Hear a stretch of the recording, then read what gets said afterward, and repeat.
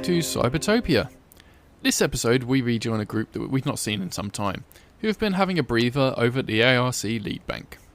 After assisting Dial-Up Danny in liberating a couple of abused gambling machines from Mega Sports Bar, Maurice went off in search of clarity at the Internet of Things. Danny went home to his family, and Nox, played by Pan, Bludgeon, played by KO, and Frankie, played by Valery, sit quietly contemplating everything that has happened to them, while Juli eventually emerges from a frenzied 24 hours hyper-focusing on building a makeshift lab.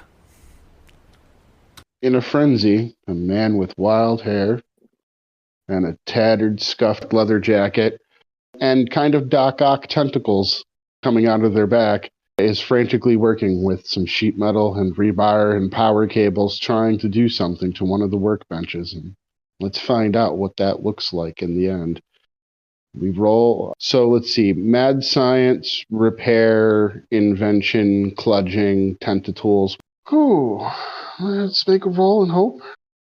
17 plus 6 is 23. Nice. That's actually a good one. Okay. You managed to pull together quite an amazing setup in the lead bank using all the variety of trash and appliances and leftover circuit boards and shit, and put it all together into some sort of makeshift but amazingly workable workbench kind of area. Why don't you tell me a bit about exactly what you can do with this particular space that you set up? What is the plan here? All right. So the first thing I wanted to do was to upgrade the workbench itself with a greater power supply and more area so that I could work on like full-size robots and things like that on it. Okay. And, have appropriate arc welding tools and things like that to work with machinery. My secondary objective was to have an experiment space off to the side, like a generalized invention workshop that's probably filled with random parts and chemicals and things like that for working with, trying out new things. Mm-hmm. And then my tertiary goal would be, some living type area where I could sleep and, visitors could have a seat and things like that. Okay.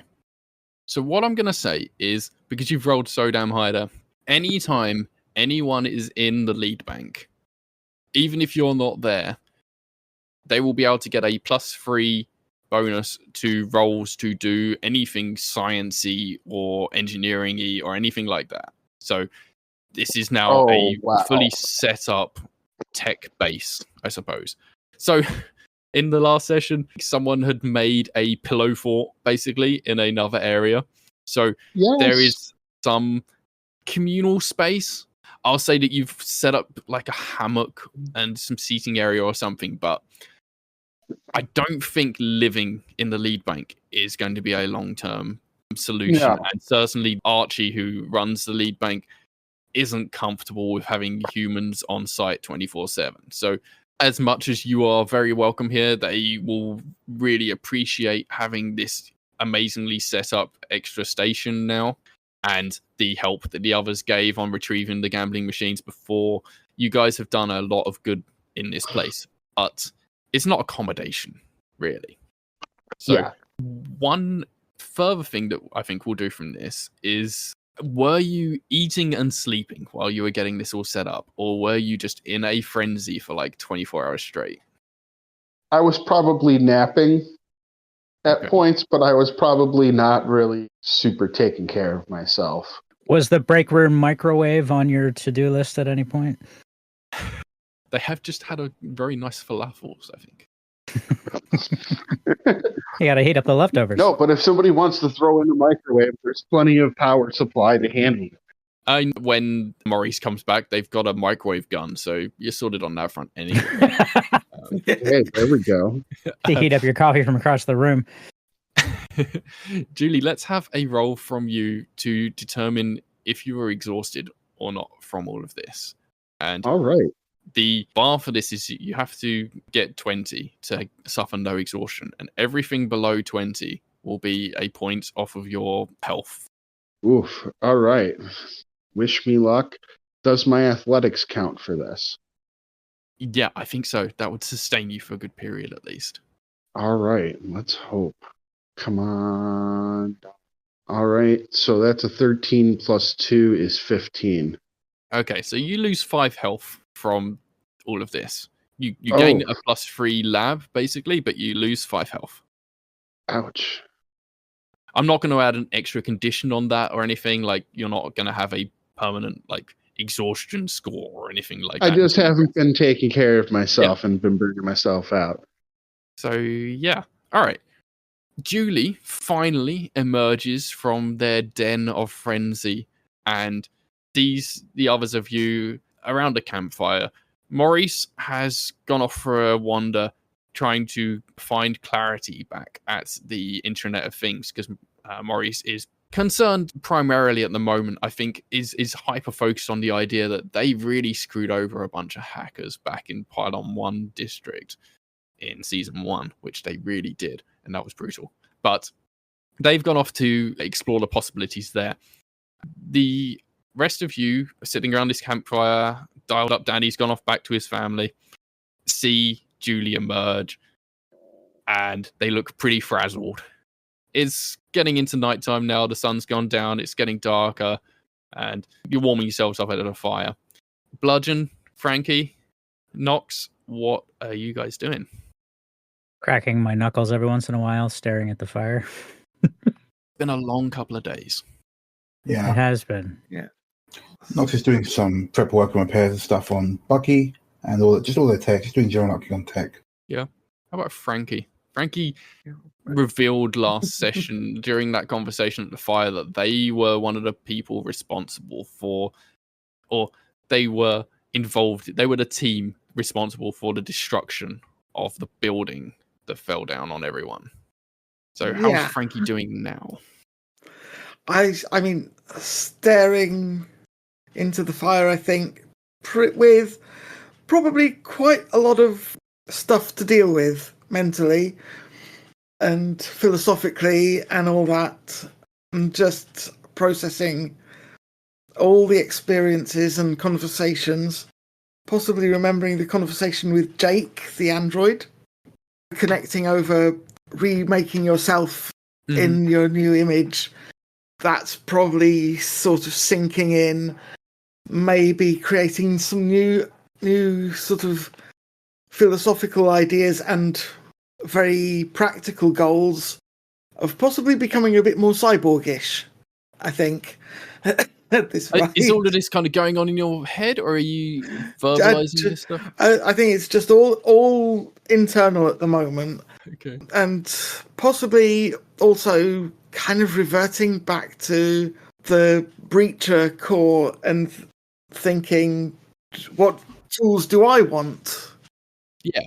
There's basically two things I think that Frankie would like to do in the immediate term, which is find or create some lock-picking tools and a battering ram, one of those handheld battering rams, because that's familiar. That's home. Right. So, Juli, I think you emerge in your kind of frazzled state and you see 3 of the others that you know from the Amazing Corp days, and they are all kind of looking deep in thought or shell-shocked or busying themselves. It's getting late in the day. You've had a busy 24 hours. When you go over to them, how do you introduce yourself to the group again after this busy period? Oh, there's people. There always is. Are you on the list for repairs? Or am I done? Can I be done? Bludgeon would sort of raise his arms with the wonky, now dented and not terribly functional tentacle gauntlets and be like, can wait. Your Hulk fist. Sort of like when Juli says, are you on the list? He'd be like, and then when he says, or can I be done? Clearly looking exhausted, it would be like, yeah. Oh no! We can get you into the lab. I mean, it's good now. Trust me. We can get you fixed up good. Yes, but there's no rush. Those are sad. They look unhappy. They have seen better days, but all of us have, I think. Yeah, It's kind of rough. So I've been kind of in my bubble here. I mean, I ran into some people. It was good, but I've been kind of in my bubble making a workshop, and you guys can use it if you come around. If I'm not around. I mean, if I'm around, I'll help you with things. But what have I kind of missed? We have new glorious career boosting gambling machines from casino. I'm not sure why we stole machines and not money, but this is what they asked set for. up a kind of back end hack. Oh yeah, Nox did do that, but Nox also didn't really say anything about it. So at the mention of money, Nox goes, "Oh yeah, well that's that'll come in. Slow going, but it's up there." Oh, he's being cagey about it. Like, doesn't want to tell anyone exactly what happened. Well, it's not so much that. It's like, oh yeah, I hacked the stuff. Yes, we got some money coming in soon. Oh, it's more of a humble thing then. That's more of a I forgot I did that. Huh? Oh yeah, no, I hacked the shit out of that stuff. Yeah, right. I see. So stealing is investment, which will pay off in hacking money. Okay. Yeah, hacking money. That said, that gave me an idea though. So A, we could use like a big influx of cash like right now, and B, some kind of vehicle. And we had a little trouble earlier with a hacking a cab, but I figured that could really help us out. You know, Dial-Up Danny didn't even have a truck to steal these gambling machines. So I think a vehicle would really help us out at the moment. I mean, it is nighttime, and there's less people around on the streets and stuff. It seems like it might be a good time to go out to try and find a suitable vehicle for yourselves. What kind of vehicle would you be wanting? Well, if we're going to be doing a lot of like hauling stuff around like we did just now, I guess like a truck would probably be for the best, right? Like a pickup truck? I'm not just going to look up wherever there is something akin to the Cybertruck and just decide that, hey, we can smash up a bunch of these and just take one. Like if we can get to the warehouse or the showroom. Yeah, okay. Yeah, let's have a research roll to see how well you can, I don't know, like identify a parking garage or car showroom or something that's going to have. Yeah, I want to go for like a car showroom. I don't want to take someone's car. I want to steal it from the company. Yeah, okay, fair. All right, research roll. Okay. What can I use for that? Nothing. I guess the holotech. Okay, I think you can probably use hacking for this as well. You're going to hacking into a network to find shit. Sweet. Don't mind if I do. 20 shit. Okay, so that is 15, 18, 20, 30, 20. Nice. Are you looking for like a second-hand kind of place? Or is it like a proper corporate high-end kind of... I'm looking for like a not second-hand kind of place, like a smaller dealership. Like Nox is morally ambiguous, but is aware that like these guys can afford an insurance. You know, a little guy can't. Yeah. The less problems we get, the better. So sure. Yeah. Like, hey, look, I'm a dick, but I'm not a monster, right? It's a little bit Robin Hood. You're stealing from the rich and giving to yourselves. Yeah, right, exactly. I'm poor right now, so we are the poor. Yeah, we're poor, so it counts. We're doing this right.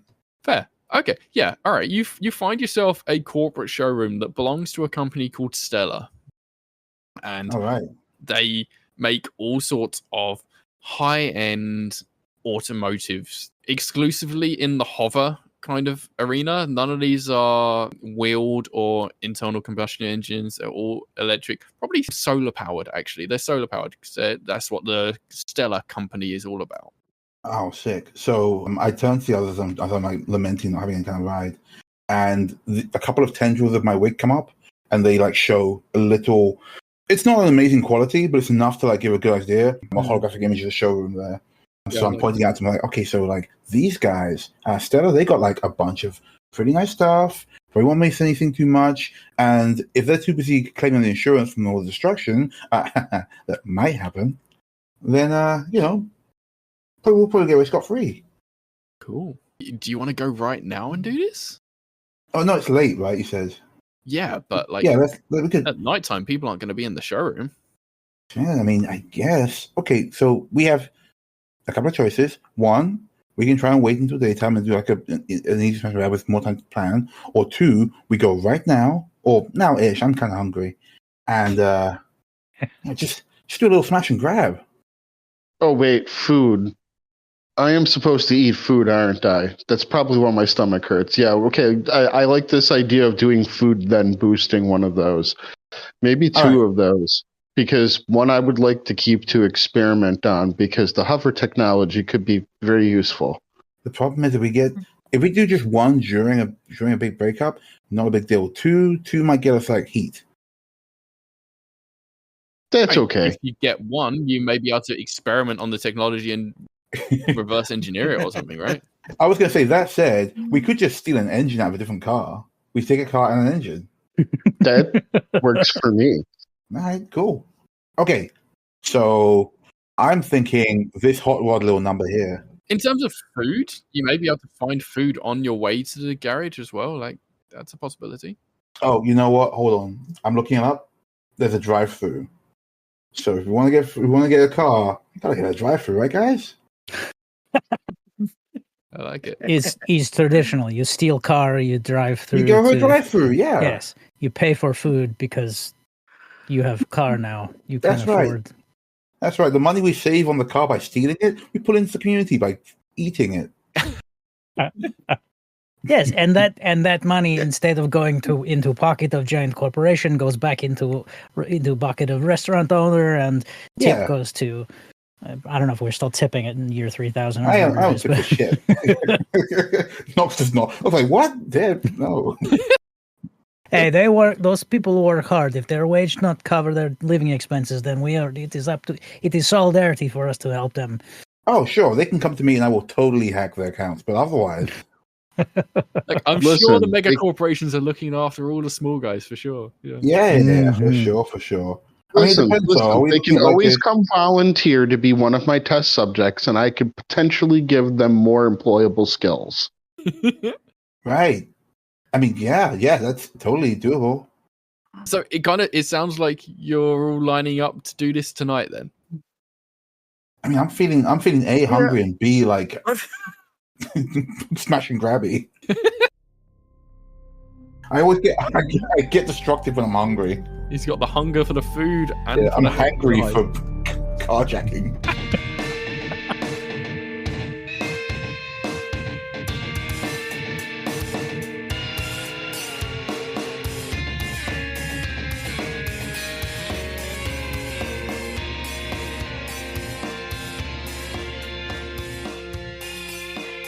Welcome to the mid-roll.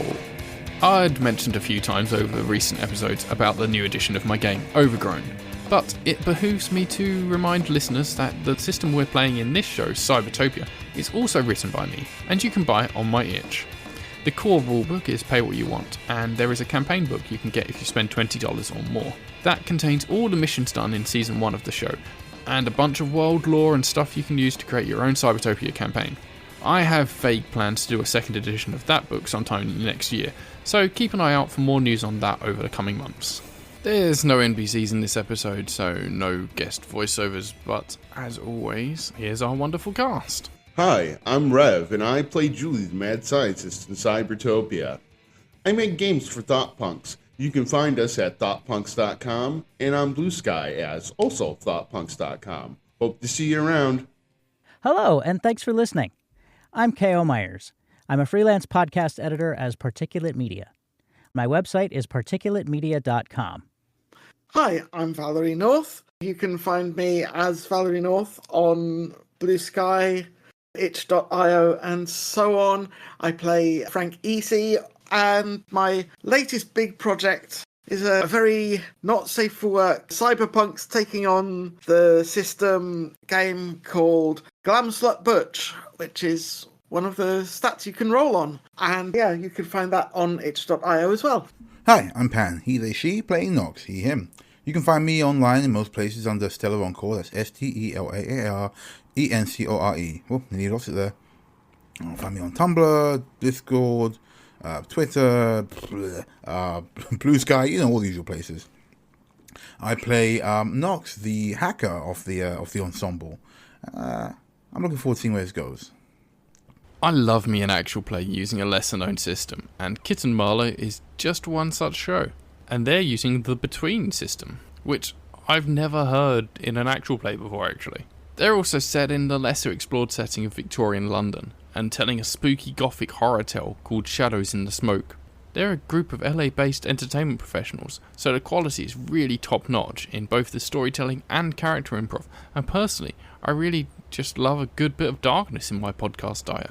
They say that the sun never sets on Queen Victoria's empire, but the same isn't true of the city at its heart. As night falls over London, murderers, monsters, and much worse stalk its cobblestone streets. When Scotland Yard fails to protect the innocent, the residents of Hargrave House step in. A cursed American on the run from his past. People die every day here, Douglas. A free-spirited Selkie torn between land and sea. I cannot say that I have made the right choices. An immortal beauty hiding a twisted reflection. What a marvel to be aging in reverse. And a troubled sorcerer stalked by dark entities. For me, night holds no comfort nor terror. Can these extraordinary individuals save the Sceptered Isle? Or will they succumb to their own darkness and become little more than the monsters they once hunted? Join us as Kitchen Marlowe presents Shadows in the Smoke, a gothic horror actual play series. Available at Kitchen Marlowe, wherever you listen to podcasts.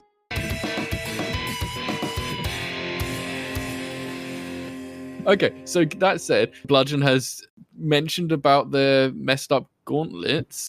Is that something you want to try and sort out now before you go on the job, or? Yeah, I would be happy to work on some new technology at any given time. You can wake me up no matter how tired I am to do that. Yeah, if you're fixing that, we can use the other time to like make a plan. We'll make sure we've got like a good route that gets us to the what kind of food takeout do we want, guys? We got like there's a burger drive-through here. There's a noodles drive-through here. Yeah, I think like on the route to this garage, there is just you know how you go through a certain like street and there is all of the drive-throughs. All the drive-throughs. Yeah. every restaurant on the street is a drive-through. Excellent. If you bring me back something that's not poisonous, I'll be happy. Oh, bring you back? No, man, you're coming with us. Yeah, man, they're gonna need you. Oh, when we go. Okay. Yeah, you're just gonna do planning while we work on his gauntlets. Yeah. Don't worry about it. You guys work on that. I'm gonna head over here. You want to come to me and with us? Let's take a look at this map. Okay, so let's have Juli and Bludgeon go over and try and sort out these gauntlets. Does Bludgeon have anything that would assist in doing this? I doubt it. I did modify my core a little bit to not make it strictly about melee. I changed it from punchbot to functional muscle, so I can use it for strength checks too, as opposed to just slugging it out. Okay. I think Bludgeon is very much like the early adopter of the electric car. He knows that it works and has no idea how, and so he would not even try to. Okay. He wouldn't even know where to find things under the hood, let alone how to repair them. So I wonder, maybe what we can do is we can have Bludgeon do an assist roll with the gauntlets. And basically it would be a case of him being like, this is how I use it. Make it better. Okay. That makes sense. All right. Well, then with a +1, I rolled an 8. So that's a 9. Okay. So that has no effect on the roll from Rev for this, but at least it's not a detriment. It's basically, yeah, you're showing him this is how I use it. And he's like, okay. Thanks. Yep, that's good. All right, let's open up these babies, take a look inside, see what this circuitry looks like. I'm excited. It's a whole new world to look at. So they're pretty bashed up after the building collapse. They've not really you poor been thing and stuff. So they've seen better. You poor things. So Juli literally goes, "Oh, you poor things," and has their tentacles caress the gauntlets like they're trying to soothe them. And there's some sort of symbiosis here because it's the tentacles and their tentacle gauntlets. Like there is some sort of connection there. I think the tentacles would be maybe recognizing, oh, these are similar to us, smaller, maybe babies. They're tentacle babies. Oh, you poor little hurt babies. And then I get the +3 from the tech station. Yep.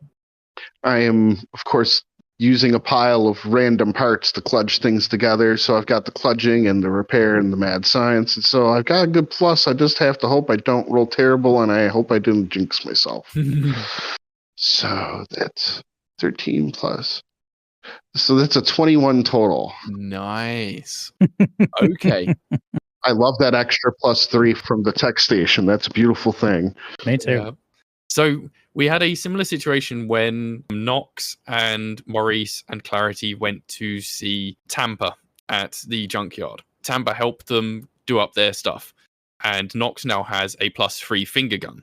With a +3 item, when you use it, there is a 25% chance of it backfiring on you.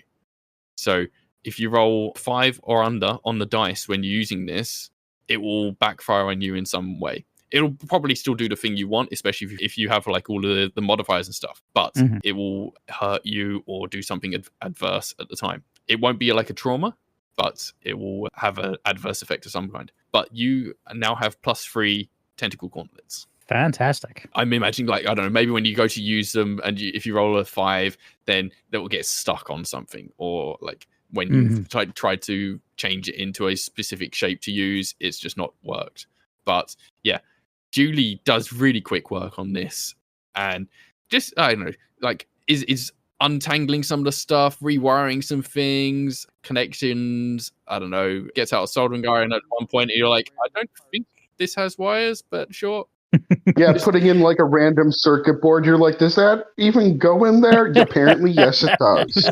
And Juli will explain everything they're doing as they're doing it with absolutely zero care whether or not you understand what they're saying, just to be like, I did my dual duty of explaining what I was doing.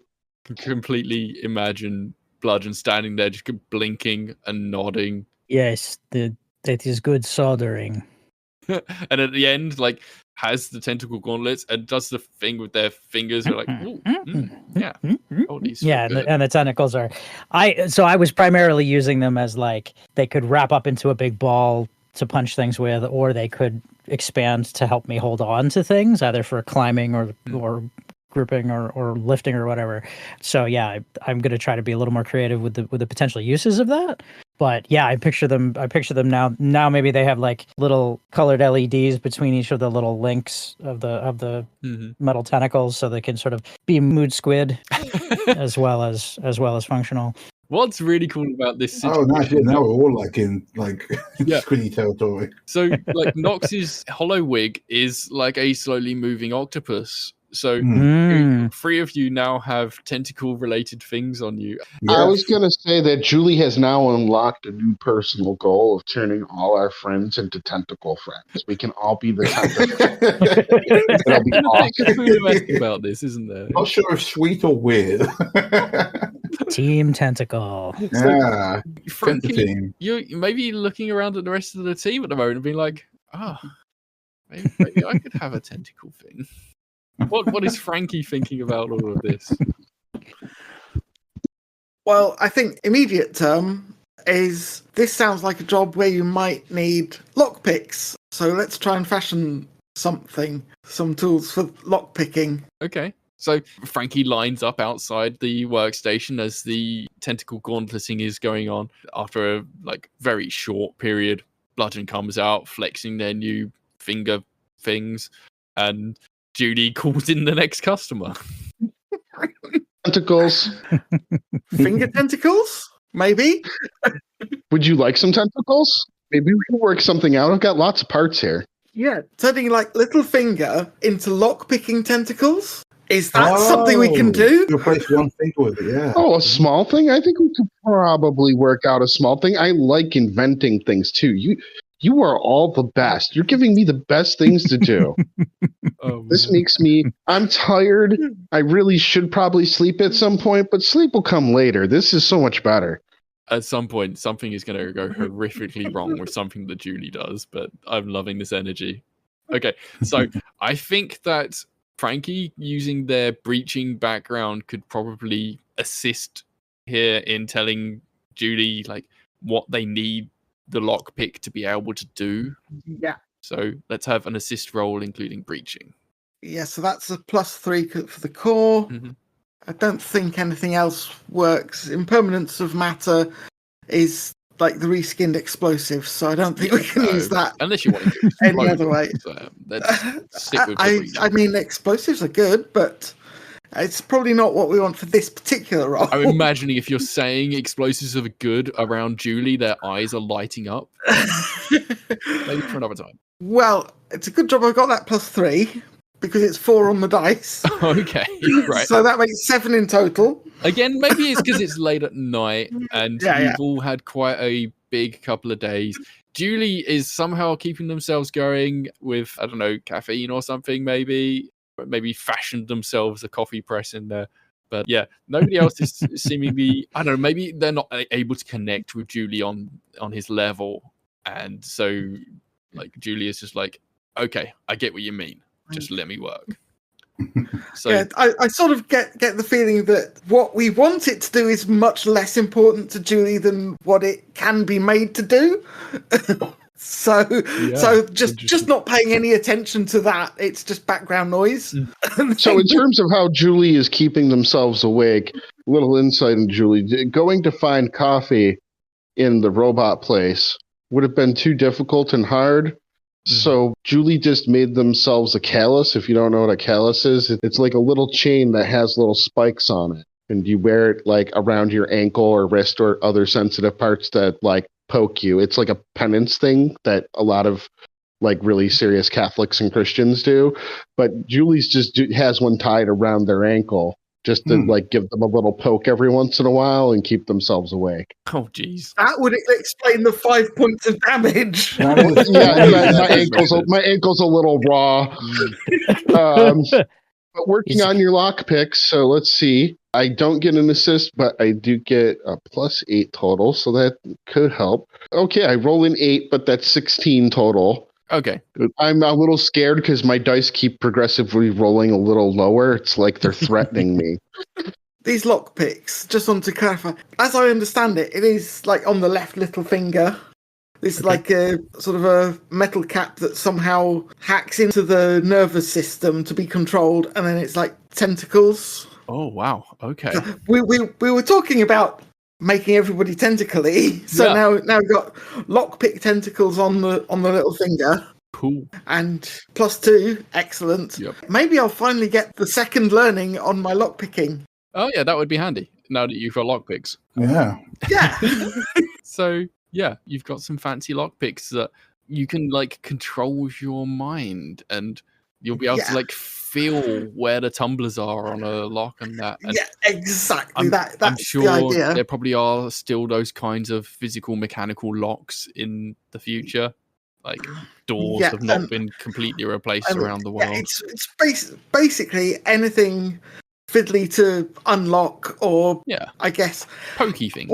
What I'm imagining is that as Juli gets better at the surgery kind of thing, this is going to be like just a complete replacement of the finger, and it will be able to do all sorts of other, like the electronic lockpicking as well. But for now, it's just mechanical. Yeah, I'm imagining like some future version of Frankie has like keyhole surgery hands. Oh. But yeah, this is like the first step on Frankie remaking their new self. Future Frankie. I guess Juli is busy inventing things. Nox, I guess, is kind of leading the charge on this heist. They have blueprints to a commercial garage. What is their proposed plan of attack on this? So I'm thinking what we want to do is like shock and all, right? Normally I'm a subtle kind of guy, but I figure it's late. We don't have to read about security. How about we just... And he brings up a picture of the front of the dealership, which is a lovely glass front with all the cars in the front, standard car dealership stuff. And then there's a moment, and then like a pixelated, the glass explodes. He goes, how about shoot the easy way? When you say smash and grab, you quite literally mean smash and grab. Yeah. I figure the more chaos on the way out, the less they're going to notice like one car missing if we torch a bunch of others. Okay. That said, I am open to non-smashy suggestions. All right, so wait, real quick. You're a hacker research person. I don't know people things real good, but maybe there's some like group or something, like anarchist group or general street gang or just general protest group that sort of hates this company. and we could leave some graffiti or things like that make it seem like it was them instead of Oh us. yeah. Let me have a quick look through. I look through the feeds and stuff. I would think there is at least one group who are really against cars because of the eternal traffic jam. So there is a group that is called the Junkers. Yeah. Who are like a Fast and Furious kind of supply group, and they steal cars and all sorts of things and car parts, and they are well known because they have this like fantastic mural in a part of the city that they use for like kind of advertising and stuff, and people keep on trying to take down this mural and it just reappears like every day. It's a permanent fixture that is like graffiti, and it has like a graffiti QR code that changes every now and again so that they can point to a different redirect and stuff. So the Junkers are fairly famous in the city for this, and you could certainly try and pin this on them if you wanted to. There's maybe leave a tag that is based on the mural if you wanted to get yourself tagging graffitiing supplies or something like that. For sure. Okay. To be real, that sounds more like people I would want to ask for help than people that I would want to come after me because I framed them. I was thinking the same thing. Yeah, like, do we want to... They sound a little too serial for somebody I want to pin. I don't want people who probably have hitmen to be pinned on. Frankie and Nox, can you both roll me like a memory roll? Sure. I'm assuming it's probably just a straight die for both of you. Yeah, that's 12. Yeah, I think so. 3. Okay. Nox, I think you remember, because probably you were a bit more with it and you spent a bit more time there. Back in that junkyard, there was a lot of graffiti all over the place. And you're talking about this and researching and looking and seeing the mural. You're like, oh, there was lots of graffiti back at the junkyard. Maybe those guys are connected to the Junkers. Right. Okay. So yeah, maybe we don't want to necessarily piss them off, but like, how about this? What if there was just a new gang? Some other guys were out there boosting cars and doing whatever. Somebody who could take the heat for us. Oh, Junker competitors. Could be. That I like that. Right. Or like some exile. Is there like somebody who was kicked out of the gang, or I don't know. I'm just trying to think of something. Well, we got two choices. We either find a gang who are like, nipping at the Junkers' heels, or we just make one up. We can just blame this imaginary gang for anything we do. We can just who's good at graffiti? I'm just wondering if there are people here we know people who know Junkers. Maybe we could get Junkers to help us. They do it. They take credit for score. I think so, but the problem is we're trying to do this at night, and we've only got like a limited window. True. Well, also, I think they charge us for their help. Oh, hey, no, I'm not paying nobody for nothing. I can smash it up my own. Yeah, I mean, you could always leave a tag on the floor saying, like, fuck the Junkers or something. Yeah. Okay. All right. How about this? Like, okay, we are cool with the Junkers-ish, kind of, probably. But the road rabbits aren't. Huh? Yeah. Right. Oh, wait a minute. Hey, because, corporations have fans and stuff. I mean, I used to be a fan before they fucked me. But, like, is there like a rival car company that has a lot of rabid fans? Ooh. Yeah, that's interesting. Probably. Well, this is like a general dealership, right? So this is a Stella-specific dealership. Oh, Stella. Okay, cool. So who hates Stella? Like, who's the Ferrari to their Ford? I mean, we could just pick anyone, right? As long as like some other gang has done it or some other group has done it, who the blame goes to doesn't really matter. As long as like we get away scot-free, that's the important thing. So let's not try and tie it to too many people, because if we tie it to another company, they might come sniffing around. But let's just make up some guys so that there's no paper trail. Perhaps we can just have them say, "Oh yeah, the road rabbits really love." Look, I mean, if you cover yourselves well enough, no one's going to know it was you, right? Regardless of who you try to pin it on. Yeah, but better to just not put it on somebody who'll come after us. So I'm just thinking, like, if it's like a rival solar car company or something, like Starshine. Starshine, cool. Starshine could work, yeah. Yeah, so we'll just leave a bunch of like pro Starshine graffiti while we're there. That sounds good to me. Yeah, you can leave like a Starshine blazing star logo on the front or something. Job done. Okay, so we got our patsies, we got our target, we got our lunch. Well, dinner now, I guess. Maybe breakfast. Dinner. Yeah. Midnight snack. We got a Dinner, midnight lunch, snack. breakfast. Yeah, it is proper midnight now. Like the moon is shining down. It's a clear night. It's like that crisp, cold, kind of autumnal sort of feel in the weather. You're all set if you want to head out. Do you want to grab food on the way or on the way back? I feel like a congratulatory food is always more On fun the way than back. food on the way. Yeah, Yeah, we want to be. Definitely. We were gonna do the drive-through when we had the car. Yeah, we'll drive through all the drive-throughs. We're gonna. So Celebration feast. we're gonna take our stolen car through Yeah. the almost certainly surveilled and cameras drive-through multiple times on the way back to our headquarters, so that they have a trajectory of where we're driving. Good point. Actually, no, don't worry about that. I can handle camera work on the way through. That's fine. Okay. Okay. Yeah. The important thing is that we do the burgers first and the seafood last. Okay. Yeah, you've got to have an order. That does sound like the proper order for food Right? safety. Yeah, for sure. Yeah. All right. I'm glad we have our priorities here. Bacterial cultures are good in the lab, not in my stomach. Hey, but new experiments to bring back. Well, see, that's to experiment on other people. I understand my personal risks here. Okay. Also, our targets are, and I bring up another holographic image of just a row of trucks. One of these bad boys, and then I bring another image of an engine, a hover engine, and one of these. Yeah, maybe if you can get in there to a central server machine and you can steal some of their blueprints for good engines and shit. I think we just smash an engine out of a car, but that's cool yeah, I too. mean, you can do that too. Yeah. I mean, you're a hacker, so if you could get me those files, that would be super great. Hey, as long as we get out of there unseen, I'll grab whatever we need.